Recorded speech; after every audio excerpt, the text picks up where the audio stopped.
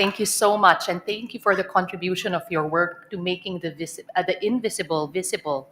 And it supports the action here where we are always trying to fight for inclusion of the different diverse worldviews. So thank you again.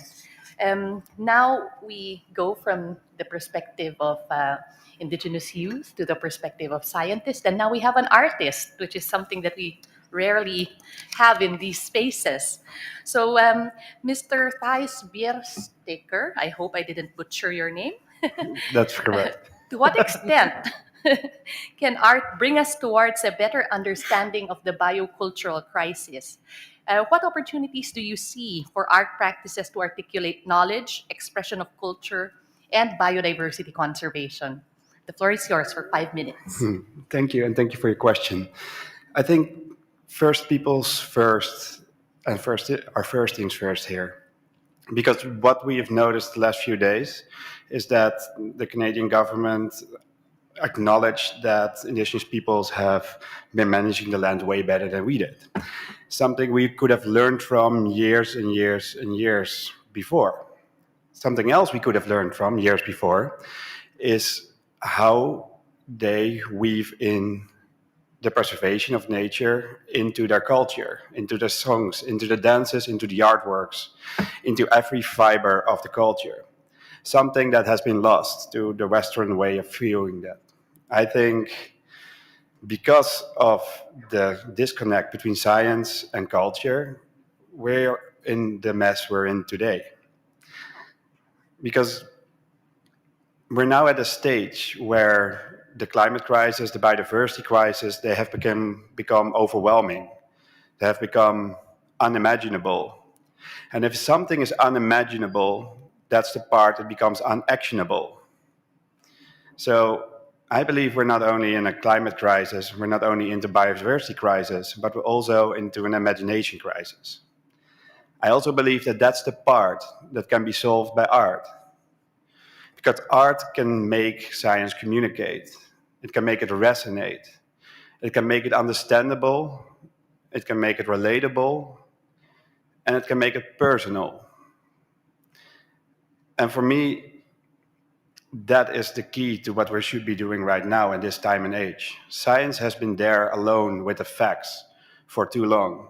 So as an artist, I work together with the top environmental scientists around the world to turn their scientific data, their facts, into feelings. Because I believe something really simple. If the research does not reach us, then how can the research teach us? And to illustrate that, I want you to play movie 1, please. So what we built is something we've seen for years, the deforestation in the Amazon and the rate of that. And, sorry, can you play movie 1? So we've been seeing the deforestation for years in headlines, day in, day out. So together with UNESCO, we created a slice of rainforest that can disappear on the rate of the deforestation. Now, every leaf here you can see disappearing. It's translating the data, and it's communicating that every leaf here that disappears marks a loss of 100 meters of rainforest being lost at that moment. It's turning the scientific data that we've seen for years into something visible. It makes that data creep under your skin. And today, here at the conference, we're doing something similar. What we're doing, you can play movie 2 now, please. The other one. What we're doing here at the conference is something special. So together with the Natural History Museum, together with UNESCO, we are translating the data, what's happening now in the negotiation rooms, into a sculpture that can grow or decline depending on the outcome of this conference. Turning the data, turning the impact we make here into something visible, something understandable, and I hope something relatable to provoke insight of what's happening on the impact that we're making. And to close it down, I think Scientists here in the room, reach out to your artists.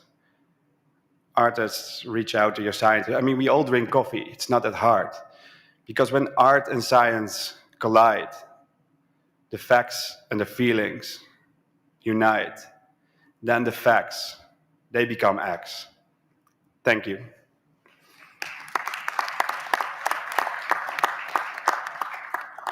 Indeed, I think you have made us feel, because, and that's important, because as you say, if science cannot reach us, how can it teach us? So thank you very much for that. I enjoyed it very much.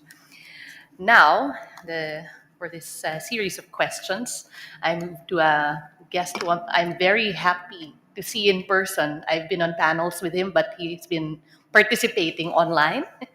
So, to the special rapporteur, in your view, does the relationship between nature and culture relate to enjoying a safe, clean, healthy, and sustainable environment? Dr. Boyd, the floor is yours for 5 minutes.